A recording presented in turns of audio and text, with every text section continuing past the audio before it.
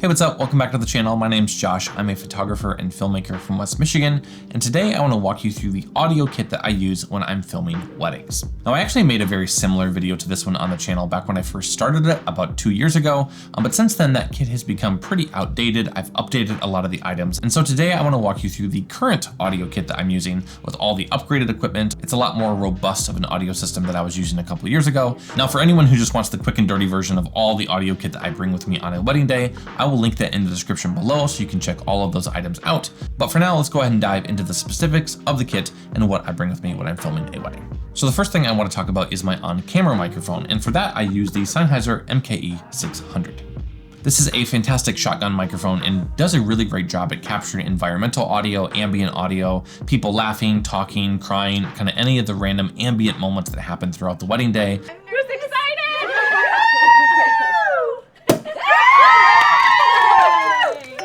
I've really been trying to be super intentional about adding authentic, natural audio into my wedding films that I actually captured on the wedding day and not just sound effects that I applied later. And so having a great high quality microphone on my Sony FX3 to capture any environmental audio, wind, birds, waves, all that kind of stuff, as well as people talking, laughing, crying, interacting with each other, all that kind of stuff is really, really helpful. But another hidden benefit of having a high quality on-camera microphone like the MKE600 that I discovered earlier this summer is it can be a great backup if all of your other systems fail or are rendered useless by something that happens.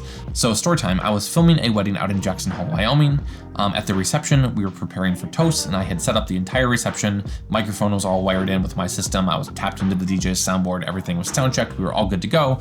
And then the person doing the toast decided, you know what, I'm not going to use the microphone at all. So at that point, all of my audio setup is just rendered completely useless. So I just ended up pointing my camera at the person who was giving the toasts, just got as close as I could without being in the way, and then used the on-camera microphone to capture all of that audio. And I was actually able to capture usable audio that I included in the wedding film just from an on-camera microphone. I couldn't have chosen anyone better for my sister, and we are so excited to welcome you into our family. Thank you for your kindness, sense of humor, and patience. Now, obviously, I wouldn't recommend doing that for all of your toasts and speeches, but having a high quality microphone on your camera is really, really helpful. Just to mention it, because it comes on my kit, I also bring with me a Rode VideoMic Pro Plus. This is the older shotgun mic I used to bring with me. I still pack it in the kit, and I use it sometimes to capture better quality ambient audio on one of my B or C cams, or if for some reason I have to tear down my rig on my FX3 and just need a quick little slide on hot shoe microphone, that's the mic that I default to, but 99% of my ambient audio is captured on the Sennheiser MKE600. So that's my on-camera setup. Now let's talk about the lavalier setup that I use when I actually wire up the groom and the officiant and other people on the wedding days. And for that, I use the Tentacle Sync Track E system. I have two of these. These are actually rented items. I don't own this kit as of currently, something I'll probably invest in 2025. But I've been renting the Tentacle Sync Track E's as well as a couple of the other Tentacle timecode generators for all my weddings this year, and they've been really, really fantastic. I have two of these that I'm using, and typically I will wire up the groom with a microphone as well as the officiant and or the father of the bride, depending on who's doing most of the talking. Between those two and some of the other audio setups I have, I don't usually feel the need to mic the bride. That's not something I've done as of currently. One of the things I really love about the Tentacle Sync Track E's is number one, that they are a recorder only, so they're not actually transmitting data. And so if you have a conversation with the DJ and he's worried about a transmitter being close to the microphone, these are just recorders. They're not actually transmitting like an RF frequency back to the camera or anything, but they're also 32-bit float, which is really, really helpful because basically you can just set your gain levels and then leave it for the day. And I've been able to pick up audio from multiple people with the lav mic that's just wired onto the groom himself. And so having a 32-bit float audio recorder on the groom and the officiant allows me to have a ton of headroom in terms of raising and lowering the gain in post. I've been really, really happy with these recorders overall.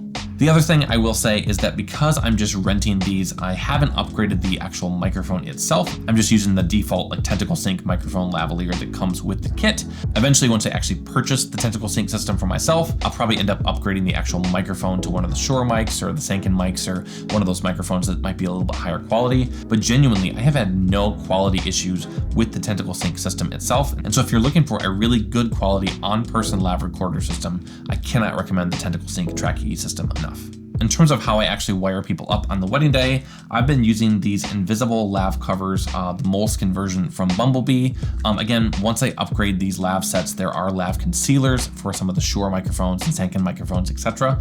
But because they don't make one for the Tentacle Sync version, these invisible lav covers have been a phenomenal option for that.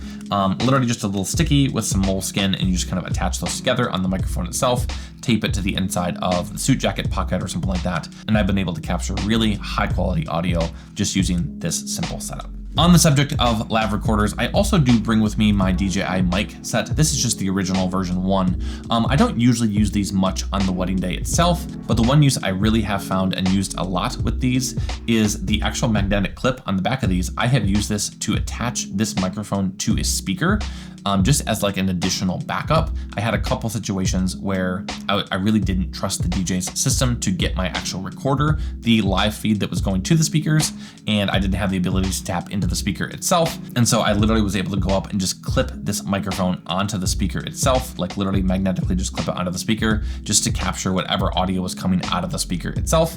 Not a great quality audio, but really, really handy to have. And since I have these mics and they usually go in my bag, that's a use that I found for them. And I think I can speak for everyone up here when I say, I've never seen Anthony happier than these last few years with Lizzie.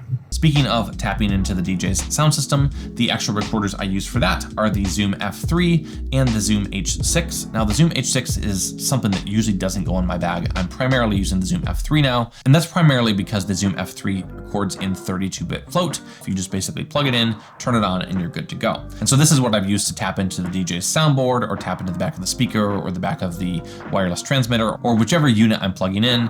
The Zoom F3 has been my go-to for that.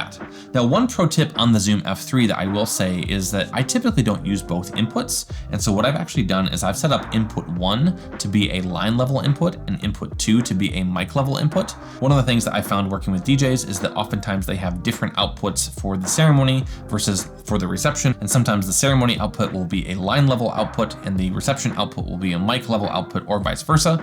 And so for me, I've set up the Zoom F3 so that track 1 is for line level and track 2 is for mic level. And then I can just easily plug into whichever one of those I need without having to change settings on the Zoom F3. So that's the main recorder that I use to tap into the DJ's system, but I also bring with me 2 backup recorders that I usually put on the actual handheld mics itself, just as a backup in case the actual DJ's system fails or there's interference or something like that. And so the 2 recorders that I use for that are the Sony TX660. This is the primary one that I use. And I also have an older Sony UX570. I barely use this one, but I just keep this in my bag just in case the TX660 fails.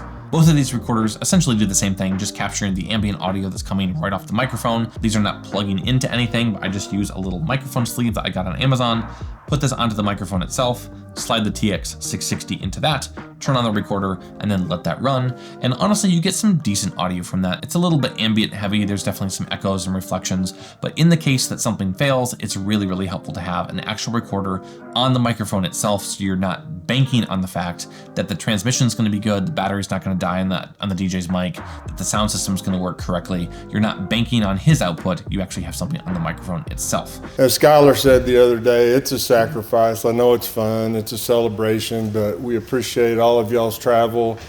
It's difficult to get here, it's difficult to take off, difficult to come back, and so we just thank you for making the trip. And honestly, that's the biggest thing I can say in the wedding game is just make sure you have backups. And another story time here, I was shooting a wedding in California a few weeks ago, and I plugged into the DJ system. I walked up to him and said, hey, which output do you want me to plug into? And he said, plug into aux 3 here. That's where I'm going to send the board feed for you. So I did that. Unfortunately, he was running way behind and hadn't set up his entire system yet. We were right before walk-in. He'd actually set up the ceremony in the wrong spot. So he was trying to move everything over. So I had to plug in, turn on the recorder, and just kind of trust that he was going to give me the correct signal, which he didn't.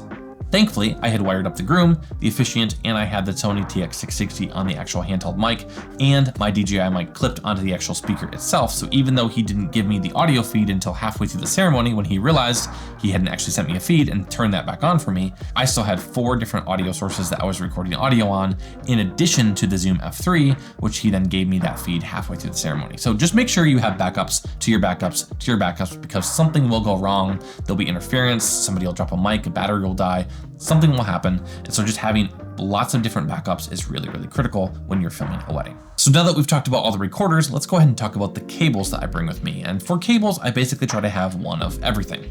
I'm using this little handy bag from Matt Johnson. This is the Matt Johnson Condor Blue collaboration bag. And I really like this bag because it comes with an XLR to XLR, XLR to RCA, and 1/4 inch to XLR. So basically you have XLR connections into the Zoom F3, and then any kind of additional end you might need, RCA, 1/4 inch, and XLR. But then in the back of the bag is another pocket that I've filled up with another XLR splitter, so that in case something happens, someone else is already using the output from the DJ's board, I can split that signal to myself, so I have my own signal and they have their own signal. But then I also have an XLR to 1/8 inch, so in case I need to tap into like a receiver or something like that, or I need to run an XLR signal out into like a little recorder or my DJI mic or something like that, I can easily do that as well. So that's all the audio recorders and cables that I bring. Lastly, let's talk about a few accessories that I bring, starting with these headphones. I always make sure to bring a pair of earbuds just so I can monitor on the Zoom or on the FX3, just kind of check and make sure my levels are correct. These are a pair of Shure earbuds that I've had for over a decade now. They're still holding up super well, great audio quality, they're super small, so I bring those with me everywhere I go. I've already mentioned these, but I also bring a bunch of these little mic sleeves. These are like everywhere in my bag, so I carry one of them in my camera bag, one in my shoulder bag, one of those goes in my cable bag, so anywhere I go, I have one of these little sleeves that I can sleeve up a microphone if I need to put a recorder on it very quickly. I also bring a little pack of AA batteries in case I need to replace the batteries in my Zoom F3 or my H6. And then I also bring a little spool of Velcro. I found this really helpful just for attaching the Zoom F3 to like a mic stand or something. And then I also have been bringing this small rig clamp arm. There's a clamp on one end and then a 1/4-20 screw on the other. And so you can just screw the Zoom F3 onto that, and it just kind of allows you to clamp that onto a microphone stand or onto the DJ's booth or something like that if I need to specifically position the F3 somewhere, or if I need to put one of my other recorders somewhere to kind of capture some good audio. As long as there's a 1/4-20 thread, I can clamp that onto basically anything and place that recorder exactly where I want it. And yeah, that does it. That's the entire audio kit that I've been using to film weddings in 2024. I don't think this kit's gonna evolve much for 2025 other than that I might actually purchase the Tentacle Sync system. But yeah, if you have any questions about any of this, feel free to let me know. If there's any details that I've missed, feel free to drop those down in the comments. Thanks so much for watching, and I will see you in the next video. Cheers.